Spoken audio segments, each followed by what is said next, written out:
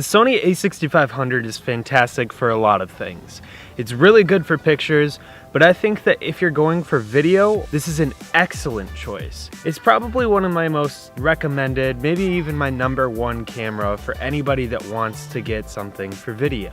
It has a couple different formats that you could choose from, in AVC HD, MP4, MOV, and that can be compatible with multiple different editing programs. You could record at different resolutions, including 4K, 1080p, and you can record at different speeds, including 24 and 30 for 4K, 24, 30, 60, and 120p. There's a lot of different speeds that you can film at. Now, my favorite thing is how you can record at 120 frames per second on this camera. Having that 120 super slow-mo speed on a camera is awesome. Some phones can do it with 1080p even, but you're not going to get the same quality out of the video as you will with an actual camera with it built inside. Plenty of photographers believe that getting such a small camera is not going to help them in their professional career.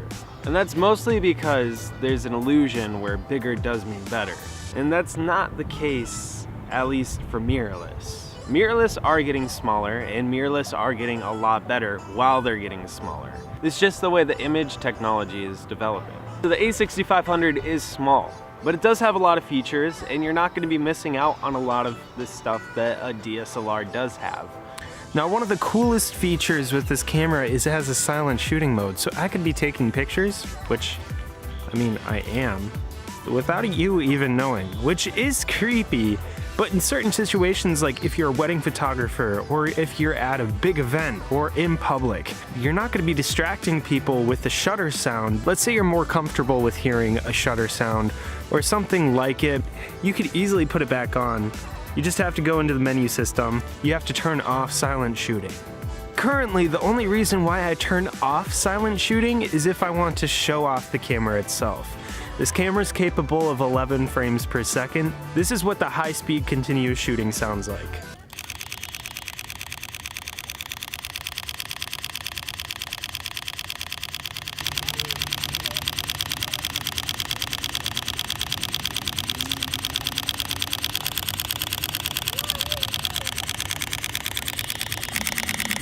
So you can see that it's continuously finding focus on me. It shows every single frame that was taken, every single photo. And then it just starts to skimp out like that, and then you're done. You could continue to go. I mean, that was like 30 seconds of just high frame rate. Before I had one of these cameras, I would go into Best Buy, I'd go up to one, and I'd be like, you know what the only thing I like about these cameras is? This. And I just hold it until it would stop. You're like, hey, you're interested in buying one? I was like, not that camera. So for most of the images that I take on this camera, I usually shoot raw. For the most part, this camera is pretty fast with this autofocus. The biggest thing for me is when I'm taking a video or when I'm trying to get a picture and the autofocus locks on something. You have to press the super small box to cancel that autofocus. Then you could just lightly tap on the shutter in order to get your focus that you want. But if you accidentally tap on the screen and get that little box, it's super annoying and it's really hard to get rid of. Also, something to know for this camera, the reason why I can't get slow motion of me sliding down this slide, no matter how not important that is, you need to have a very fast SD card to run this. Switched it out. This is the card that I'm using. It is a Velocity 64GB, a fast and high quality card in order to record the fast, high quality video that the camera records in itself.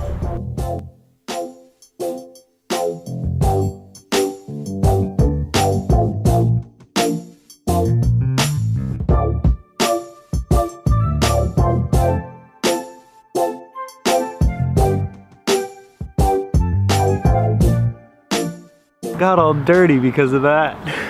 So a lot of that footage was from the past almost month that I've been using this camera. Just every single experience that I had with it, it amazed me with the photo quality that you can get from such a small camera. It's changed my opinion on mirrorless, and it's going to be my next camera that I officially own. We'll be proud to say that I own an a6500, and I won't be looking back on the decision anytime soon.